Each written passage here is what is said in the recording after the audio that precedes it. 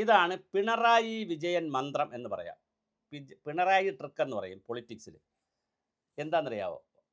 വളരെ സീനിയർ ആയിട്ടുള്ള ഒരു കേന്ദ്ര കമ്മിറ്റി അംഗം, കനലൊരു തരി മതി സി പി എമ്മിലെ ബുദ്ധിജീവി, കയറിൽ ഡോക്ടറേറ്റ് എടുത്തയാൾ, ജനകീയാസൂത്രണത്തിൻ്റെ പിതാവ്, പിന്നെ പിതാക്കന്മാർ ഒരുപാട് പേരുണ്ട്, പക്ഷേ പറയുമ്പോൾ ഇതിലൊരു പിതാവ് ഇദ്ദേഹം കൂടെയാണ്. പിതാവ്, 2 പ്രാവശ്യം ധനകാര്യമന്ത്രി, അങ്ങനെ വലിയ തോതിൽ കേരളത്തിലെ രാഷ്ട്രീയ രംഗത്ത് എല്ലാവർക്കും വിജ്ഞാന കേരളം വഴി എല്ലാവർക്കും ജോലി കൊടുക്കുന്ന ആൾ, വളരെ വലിയ മനുഷ്യനാണ് ഡോക്ടർ തോമസ് ഐസക്. എനിക്ക് ഒരു കാലഘട്ടത്തിൽ വളരെ റെസ്പെക്റ്റ് ഉണ്ടായിരുന്നൊരു നേതാവാണ്. ഞാൻ വലിയ പ്രതീക്ഷിച്ചിരുന്ന, ഒരുപക്ഷെ ഇന്ത്യൻ പ്രധാനമന്ത്രിയായിട്ട് സി പി എമ്മിന് ഒരാൾ വരുമെങ്കിൽ വരാൻ വരെ യോഗ്യതയുള്ള, കേരളത്തിലെ മുഖ്യമന്ത്രിയായി സ്ഥിരമായി മുഖ്യമന്ത്രിയായിരിക്കുന്ന, സി പി എമ്മിൻ്റെ മുഖ്യമന്ത്രിയായിരിക്കുന്ന വലിയൊരു ബിംബമായിട്ടാണ് തോമസ് ഐസനെ കണ്ടത്. പക്ഷെ അത് പോയി, അദ്ദേഹം അത് കളഞ്ഞു കുളിച്ചു കേരളത്തിൽ. അദ്ദേഹത്തെ ഇപ്പോൾ അലുമ്പാക്കിയിരിക്കുകയാണ് പിണറായി വിജയൻ. അലുമ്പാക്കി എന്ന് പറഞ്ഞാൽ 2ാം സ്ഥാനം 2 പ്രാവശ്യം മത്സരം ജയിച്ചു എന്നുള്ള കാരണത്താൽ ആലപ്പുഴയിലും അമ്പലപ്പുഴയിലൊന്നും സീറ്റ് കൊടുത്തില്ല. എന്നാൽ ആലപ്പുഴയോ അമ്പലപ്പുഴയോ ഏതെങ്കിലും ഒരു മണ്ഡലത്തിൽ അദ്ദേഹം കോൺസെൻട്രേറ്റ് ചെയ്യേണ്ടായിരുന്നോ? ആദ്യം ചെയ്തില്ല. കഴിഞ്ഞ തെരഞ്ഞെടുപ്പിന് പത്തനംതിട്ട കൊണ്ട് പാർലമെൻറ്റ് നിർത്തി കച്ചി തൊട്ടില്ല. അവിടെ ആൻറ്റോ ആൻ്റണിയുടെ കൂടെ കൊണ്ട് നിർത്തിയ വല്ല കഥയുണ്ടോ? അവർ ജയിച്ചു, ആൻറ്റോ ആൻ്റണി ജയിച്ചു, തോറ്റു.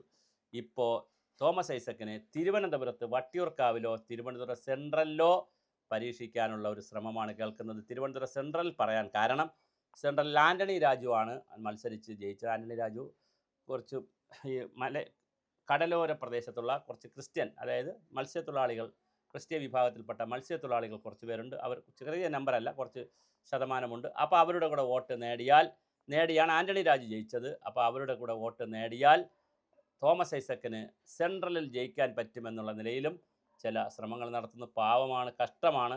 അദ്ദേഹം വിജ്ഞാന കേരളം എന്ന് പറഞ്ഞ് കേരളം മുഴുക്ക ഓടിയതാണ്. അദ്ദേഹത്തിന് ശാസ്ത്ര സാഹിത്യ പരിഷത്തിൻ്റെയും അല്ലാതെ തുടങ്ങിയ ഒരുപാട് എർത്തുകളായിട്ടുള്ള കുറേ പ്രവർത്തകരും കൂടെയുണ്ട്. കഷ്ടമാണ്, വളരെ കഷ്ടമാണ്. ഇപ്പോൾ വട്ടിയൂർക്കാവിലും മത്സരിപ്പിക്കണമെന്ന് ആലോചിക്കുന്നു. വട്ടിയൂർക്കാവിൽ മത്സരിച്ചാൽ കെട്ടിവെച്ച കാശ് കിട്ടത്തില്ല. അദ്ദേഹം തോറ്റ് തുന്നമ്പാടും. അതോടുകൂടി തോമസ് ഐസക്കിൻ്റെ പൊളിറ്റിക്കൽ കരിയർ, അതായത് പാർലമെൻ്ററി കരിയർ ഇല്ലാതാക്കാമെന്നാണ് പിണറായി വിജയൻ്റെ ടീം വിചാരിക്കുന്നത്. കഷ്ടമാണ്, സങ്കടമാണ്. ഇങ്ങനെ വന്നാൽ ശരിക്കു പറഞ്ഞാൽ അദ്ദേഹം മത്സരിക്കാതിരിക്കുകയാണ് ചെയ്യേണ്ടത്. അദ്ദേഹത്തെ ധനകാര്യമന്ത്രിസ്ഥാനത്ത് നിന്ന് മാറ്റി 2ാമത്തെ പിണറായി ഗവൺമെൻറ് വന്നപ്പോൾ വി രാമചന്ദ്രൻ എന്ന് പറഞ്ഞ പ്ലാനിംഗ് ബോർഡിൽ ഒരിക്കലും 2ാമതൊരാളിന് എന്ത് കൊടുത്തിട്ടില്ല, ഒരു പ്ലാനിംഗ് ബോർഡ് വൈസ് ചെയർമാൻ സ്ഥാനം കൊടുത്തിട്ടില്ല. പക്ഷേ പിണറായി ഗവൺമെൻറ് 2ാമത്തെ ഗവൺമെൻറ് വന്ന് 3 ദിവസത്തിനകം വി രാമചന്ദ്രൻ എന്ന് പറയുന്ന പ്ലാനിംഗ് ബോർഡ് വൈസ് ചെയർമാൻ്റെ സീറ്റ് കൂട്ടിക്കൊടുത്തു. ഒരു 5 വർഷത്തെ കൊടുത്തു. കാരണം അത് ഗ്യാപ്പ് വന്നു പോയാൽ എം എ ബേബിയോ പ്രകാശ് കാരാട്ടോ അന്ന് സീതാറാം യെച്ചൂരി കൊണ്ട് അവരാരെങ്കിലും സമ്മർദ്ദപ്പെടുത്തി പ്ലാനിംഗ് ബോർഡ് വൈസ് ചെയർമാൻ ആക്കിയാലോ? അതും ആക്കിയില്ല. അതേസമയം പ്ലാനിംഗ് ബോർഡ് വൈസ് ചെയർമാനുമല്ലോ ആക്കിയിരുന്നെങ്കിൽ ഇപ്പോൾ തീർച്ചയായിട്ടും തിരുവനന്തപുരത്തൊക്കെ മത്സരിച്ച് ഇഷ്ടമുള്ളൊരു മണ്ഡലത്തിൽ മത്സരിച്ച് ജയിക്കാമായിരുന്നു. ഒരു നല്ല ഒരു ബ്രില്യൻ്റ് ആയിട്ടുള്ള ഒരു ഒരു ഒരു പിന്നെ ന്യൂനപക്ഷ സമുദായത്തിൽപ്പെട്ട നല്ല ബ്രില്യൻ്റ് ആയിട്ടുള്ള തലയിൽ ആളുതാമസമുള്ള ഒരു ചെറുപ്പക്കാരനെ സി പി എം പോലുള്ള പാർട്ടി എങ്ങനെയാണ് കരിമ്പിൻ ചണ്ടി പോലെ കശക്കി എറിയുന്നത് എന്നുള്ളതിൻ്റെ ഏറ്റവും നല്ല ഉദാഹരണമാണ് തോമസ് ഐസക്ക്. അങ്ങനെ കശക്കാൻ വേണ്ടി അദ്ദേഹം നിന്ന് കൊടുക്കുകയും ചെയ്തു എന്നുള്ളതാണ്. വ്യക്തിത്വം നഷ്ടപ്പെടുത്തി അദ്ദേഹം ഓടുകയും ചെയ്തു എന്നുള്ളതാണ്.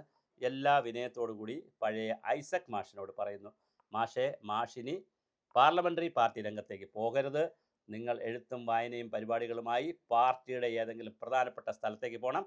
അധികാരം കിട്ടിയാൽ നിങ്ങൾ പ്ലാനിംഗ് ബോർഡ് വൈസ് ചെയർമാനെ പോലെയുള്ള സ്ഥാനങ്ങളിലിരുന്ന് വലിയ രീതിയിൽ താങ്കൾക്ക് ഒരുപാട് കാര്യങ്ങൾ കേരളത്തിൽ ചെയ്യാൻ പറ്റും.